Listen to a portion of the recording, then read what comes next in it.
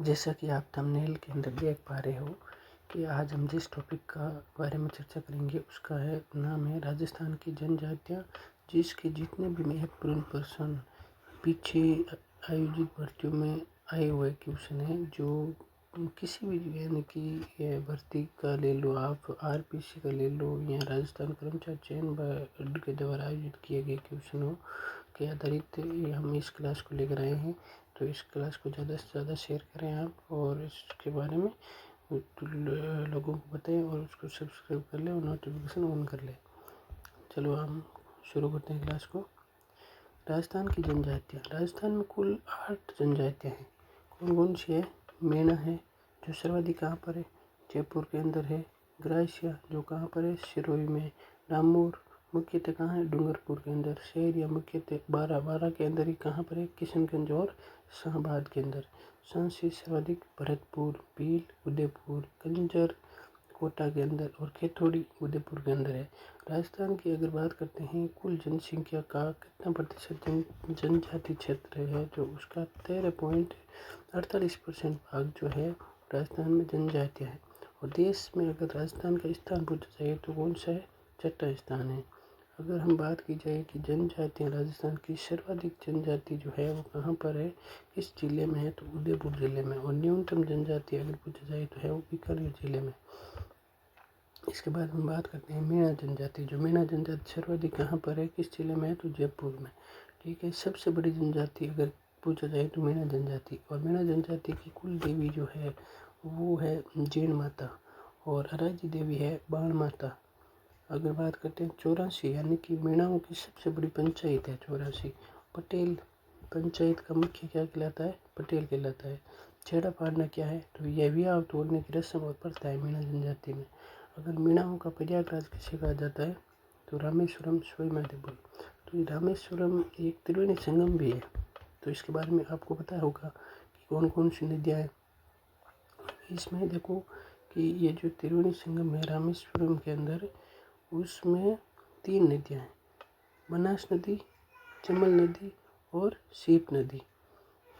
ये वहाँ पर नदियों का मिलान होता है। और इसके बाद मीणा जनजाति के जो इष्ट देव है कौन से? भूरिया बाबा। आगे हम पढ़ेंगे कौन सी जनजाति के बारे में पढ़ेंगे? भील जनजाति के बारे में। उदयपुर में सबसे प्राचीन जनजाति कर्नल टोड ने भीलों को वनपुत्र कहा है।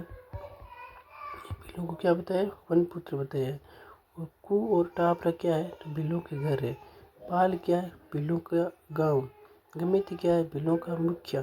फायरे भीलों का जो युद्ध घोष रण घोष है वो क्या है? फायरे। इसके बाद देपाड़ा यानी कि भीलों द्वारा पहनी जाने वाली तंग धोती क्या कहलाती है? देपाड़ा। फेंटा क्या है? तो ये भीलों द्वारा जो सापा होता है उसको फेंटा कहा जाता है। पोते क्या है?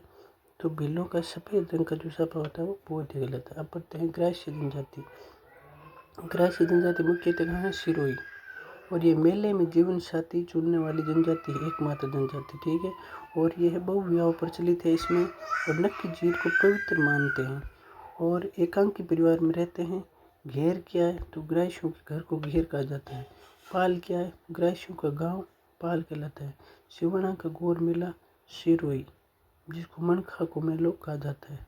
आटा साटा ब्याह की प्रथा जो है वो ग्रास्य जनजाति में प्रचलित है। और ग्रास्य जो जनजाति का मुख्य है वो क्या कहलाता है? सेलोत कहलाता है। इसके बाद में आगे हम चर्चा करेंगे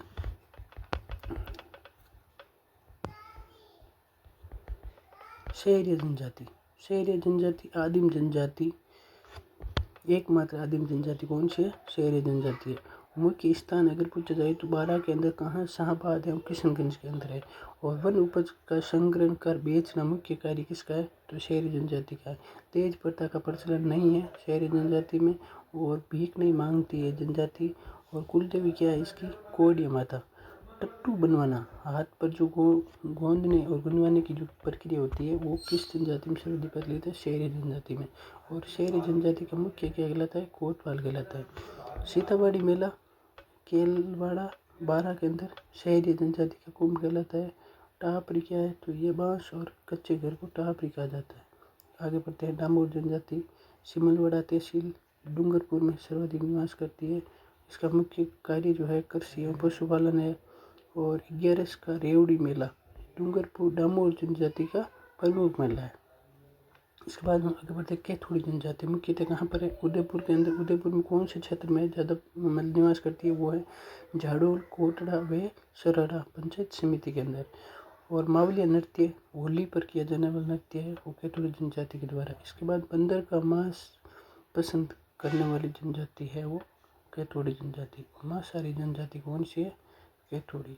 सांसी जनजाति की हम बात करते हैं तो सर्वाधिक निवास करती है भरतपुर एवं झुंझुनू। सर्वाधिक क्वेश्चन पूछा जाता है कुकड़ी की रस्म, जिसमें यानी कि महिला की शादी से पहले उसकी चरित्र का जांच किया जाता है, वो किस में प्रचलित है? सांसी जनजाति के अंदर। विधवा विवाह नहीं होते हैं किसमें? सांसी जनजाति। इसके बाद आती कंजर जनजाति,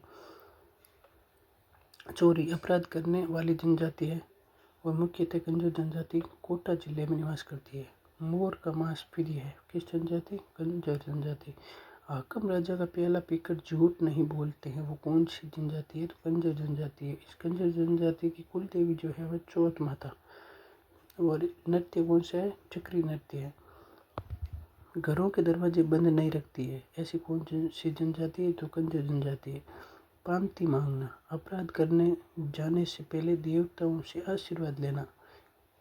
माणिक्य लाल वर्मा आदिम जातीय शोध संस्थान कहाँ पर है? उदयपुर में है। इसकी स्थापना कब हुई थी? 1964 में इसकी स्थापना हुई थी। अच्छा लगे तो क्लास को शेयर करना। ये आपको ये शॉर्ट नोट्स इतने फ़ायदेमंद होंगे कि क्लास मतलब एग्ज़ाम से पहले आप एक बार रिवाइज करके जाना। यहाँ से 100% सवाल आपको मिलेंगे। धन्यवाद दोस्तों, आपका साथ और सहयोग ऐसे बना रहे।